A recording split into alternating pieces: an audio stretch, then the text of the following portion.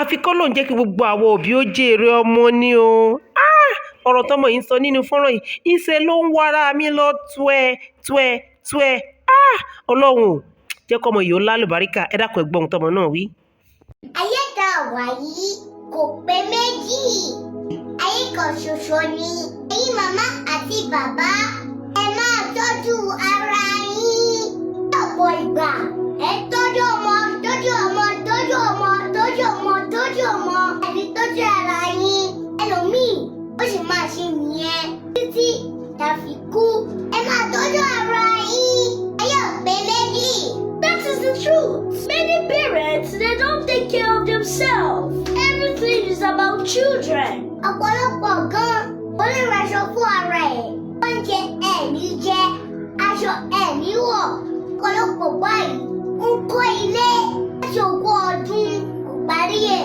Orí ọmọ bíṣẹ́, ọmọ mi o. They keep caring for their children. They don't take care of themselves. Ó léwu. It's dangerous. Jọ̀wọ́, Please. ẹ jọ̀wọ́. Ẹlòmíì bíbí ẹ̀ ọkọ̀ increase ni. Bíbí ti ga gan. Ronú. That is it though. Many parents, their BP has increased too much. Ẹ̀gbọ́n o, ẹ̀yin ọmọ ẹ gbọ́dọ̀ tọ́jú òbí yín. Children, you must take care of your parents. Kódà máa jìyà báyìí, tún jìyà lálẹ́. Gbogbo abiyamọ lórúkọ Jésù. Ìsásókè ìsásódò yín kò ní jẹ́jẹ́ sọ. Àmín. Bẹ́ẹ̀ni, ẹni ṣe àṣedànù. Àmín. Àìṣe lẹ̀ ń ṣe. You are doing a great job. God will compensate you. Amen. The Lord will reward you.